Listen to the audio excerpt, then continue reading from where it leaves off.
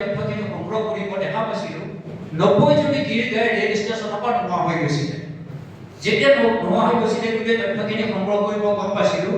মোক কিন্তু তাত কোৱা হৈছিলে যে জনপ্ৰতিনিধিয়ে 90জনী গাই লৈ গৈছিলে। মই কিন্তু কাৰো নাম কোৱা নাছিলোঁ, কিন্তু মোৰ হাতত সম্পূৰ্ণ নাম আছিলে, কিন্তু মোক সেইটো ৰাজহুৱা কৰিবলৈ মোক মানা কৰিছিল। এইকাৰণে কৰিছিল যে এই ৰাজহুৱা কৰিব লগা হ'লে নিশ্চয় অসমৰ বহুত মন্ত্ৰী বিধায়কৰ নাম ওলাব।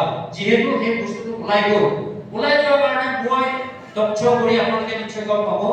মই গুৱাহাটী বা মোৰ ঘৰ ঢেকীয়াজুলি 180 কিলোমিটাৰ দূৰ হয়। মই বাইহাটা 4:30 ৰাতি 9:30 বজাত ওলাই এটা ফোন আহিছিল যে আপোনাৰ ঘৰ আজি ৰেড কৰিব পাৰে। সেই পুলিচ বিষয়াজন কিন্তু মোৰ নিজৰ সম্পৰ্কীয় মানুহ আছিল। ঠিক তেনেকুৱাকৈ মই ঘৰ 11টা বজাত গৈ নাপাওঁগৈ, মোক গোটেই ঘৰৰ ফাইল দি লৈ গুচি গ'ল। তাৰপিছত মোক এনেকুৱা এটা গোচৰ জাপি দিলে ৰাতিৰ ভিতৰতে। মই শিলবালি মাফিয়া, অৰ্থাৎ মোৰ ল'ৰাটো শিলবালি মাফিয়া বুলি নিশ্চয় আপোনালোকে দেখিছিলে সংবাদ মাধ্যমত দিনে নিশাই দিলীপ নাথ শিলবালি মাফিয়া বুলি প্ৰচাৰ কৰা হৈছিল। কিন্তু মই জনা নাছিলোঁ যে গিৰগাইখিনি এটা চেটেলাইট চেনেলৰ মালিকে যোগান ধৰিছিল। মই নাম লওঁ, মই কিন্তু জনা নাছিলোঁ যে গিৰগাইখিনি যে অসম চৰকাৰক এটা চেটেলাইট চেনেলৰ মালিকে যোগান ধৰিছিল। মোৰ ভুল হ'ল, মই যদি সেই কথাটো আগত জানিলোঁ হয় নিশ্চয় মই টকচত নপঢ়িলোঁ হয়।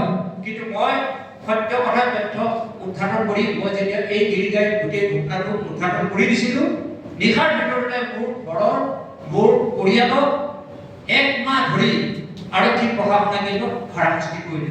শেষত মই জেল হাজতত যাব লগা হ'ল 15 দিন। মই সেইকাৰণে কৈছোঁ যে ন্যায় পাব লগা হ'লে কষ্ট কৰিব লাগিব। বৰ্তমান মই আদালতত মোৰ গোচৰ চলি আছে। মই এটা সাধাৰণ উদাহৰণ দিম। যিদিনাখন এই ঘটনাটো হ'ল, যিদিনাখন নিশা মোক এই কামটো কৰিলে, তেওঁলোকে মোক তাৰিখ এটা ভুল কৰিলে।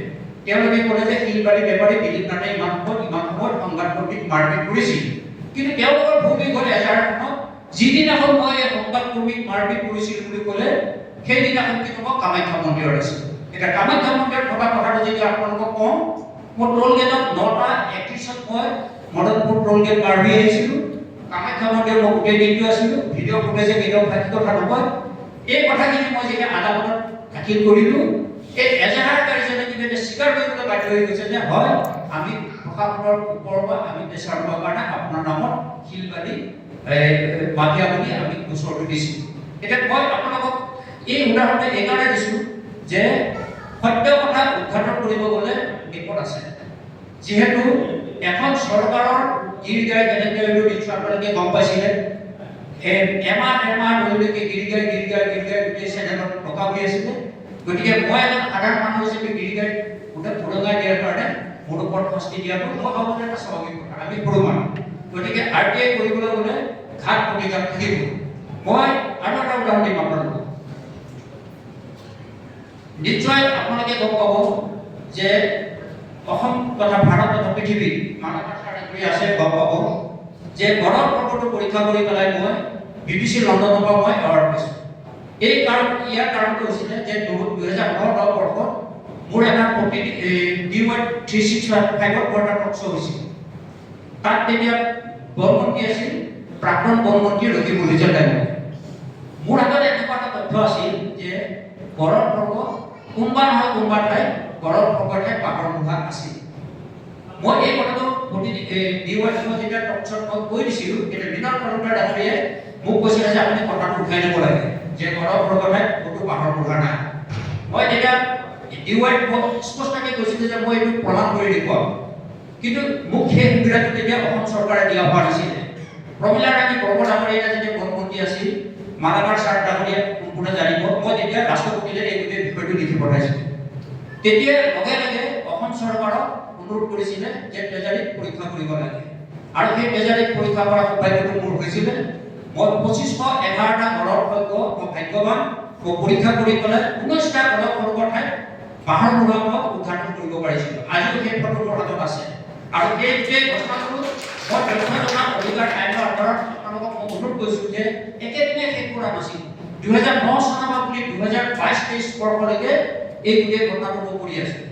এই গোটেই ঘটনাটোৰ পিছত আমি তথ্যখিনি সংগ্ৰহ কৰি দেখা পাইছিলোঁ গোলাঘাটত 2511টা গড়ৰ খৰ্গৰ ভিতৰত 19টা গড়ৰ খৰ্গ ট্ৰেজাৰীত বাঘৰ মুখা ওলাইছে। কি কাৰণে ওলাইছিল ক'ত কেনেকৈ হৈছিল সেইটো মই নাজানো, কিন্তু পৰীক্ষা কৰি আমি দেখা পালো যে 1912 অৰ্থাৎ মই 2009 বৰ্ষত কোৱা কথাটো সত্য বুলি প্ৰমাণ হৈছিলে, যাৰ কাৰণে মাননীয় মুখ্যমন্ত্ৰীদেৱে তদন্ত কৰি এই ঘটনাটো জড়িত কৰি লৈ পেলাই বৰফ পৰ্বতখিনি জ্বলাই দিয়াৰ ব্যৱস্থা কৰিছিল। এই দুটা মই আপোনালোকক উদাহৰণ দিম। লগতে মই আৰু এটা আপোনালোকক ক'ব পাৰিম যে আজি এই 3টা বজাত মোৰ এখন টক শ্ব' আছে, প্ৰেছ মিট আছে গুৱাহাটী প্ৰেছ ক্লাব। ইউ এটা সাংঘাতিক ঘটনা যে নেশ্যনেল বেম্বু মিছন নামৰ এটা আঁচনি আনিছিল 2007 বৰ্ষত।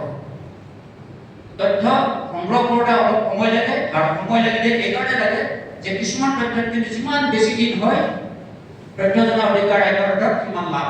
অৰ্থাৎ 2007 বৰ্ষত নেশ্যনেল বেম্বু মিছনৰ প্ৰায় 300 কোটিতকৈ বেছি টকা অসম চৰকাৰক বাহন লগাবলৈ দিছিল।